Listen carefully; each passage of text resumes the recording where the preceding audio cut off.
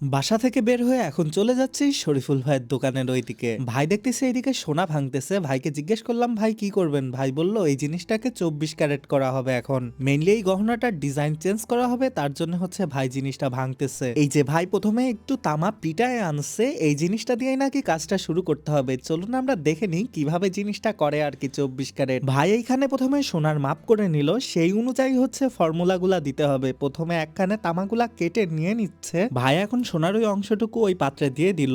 এরপরে হচ্ছে একটা সিলিন্ডার মতো জিনিসে গ্যাস ভরে নিচ্ছে। গ্যাস ভরার শেষে আগুন জ্বালায় দিল। ছোটবেলায় দেখতাম যে মুখ দিয়ে ফু দেয়, কিন্তু এখন টেকনোলজি কিন্তু অনেক উন্নত হয়ে গেছে।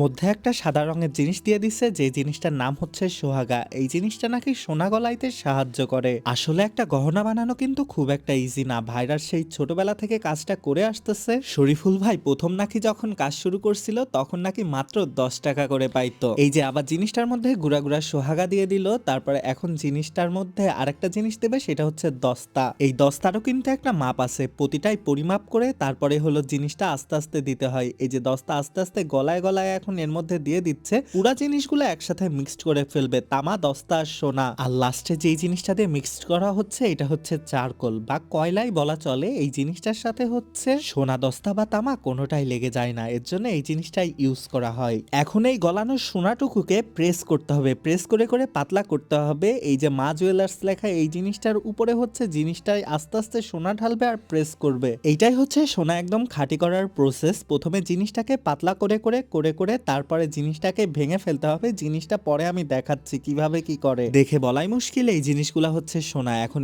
এইগুলাকে হচ্ছে একটা সিলভারের বাটিতে একদম নিখুঁতভাবে তুলে নেওয়া হচ্ছে। এইখান থেকে আমরা জুয়েলারির আরেকটা অংশে চলে আসলাম। এখন হচ্ছে অ্যাসিড দেওয়া হবে এর মধ্যে, নাইট্রিক অ্যাসিড। এই অ্যাসিডটা দিয়ে জিনিসটাকে নিখুঁত করতে হয়। ব্যাপারটা হচ্ছে এমন, যতক্ষণ পর্যন্ত এই লাল কালারের ধোঁয়া উঠতে থাকবে ততক্ষণ পর্যন্ত বুঝতে হবে যে জিনিসটা 100% পরিশুদ্ধ হয় নাই। আমরা এখন যেই রুমে রয়েছি এইখানে হচ্ছে সোনা বানানো ছাড়া অন্য সব যে সকল কাজ আছে সেই সব কাজই করা হয়। এই যে সোনায় প্রথমবারের মতো ধোয়া ওঠা বন্ধ হয়ে গেছে। এখন এই জিনিসটাকে হচ্ছে পানি দিয়ে ধুইতে হবে, পানি দিয়ে ভালো মতো ধুয়ে টুয়ে তারপরে আবার অ্যাসিড দিতে হবে। এই যে জিনিসটা হচ্ছে পানি দিয়ে আবার ধুয়ে জিনিসটার মধ্যে নাইট্রিক অ্যাসিড দিয়ে দিল। এই জিনিসটা হচ্ছে আগুনের একটা ভাট্টির উপর রাখা হচ্ছে, নিচে সবসময় কয়লা জ্বলতেই থাকে, হাওয়া দিলে হচ্ছে কয়লাটা দাও দাও করে ওঠে। এখন এই যে শরীফুল ভাই চলে আসছে, সে এসে কাজটা কমপ্লিট করবে। সে হচ্ছে হাওয়া দিচ্ছে।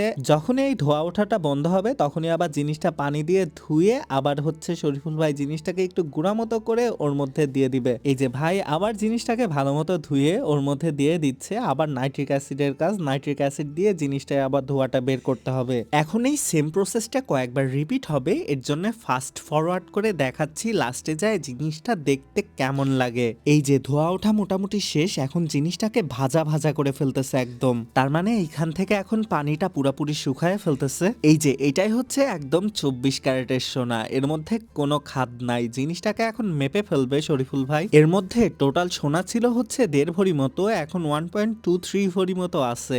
যাই হোক, ভিডিও ভালো লাগলে লাইক কমেন্ট শেয়ার করে পাশে থাকবেন। যারা, আল্লাহ হাফেজ।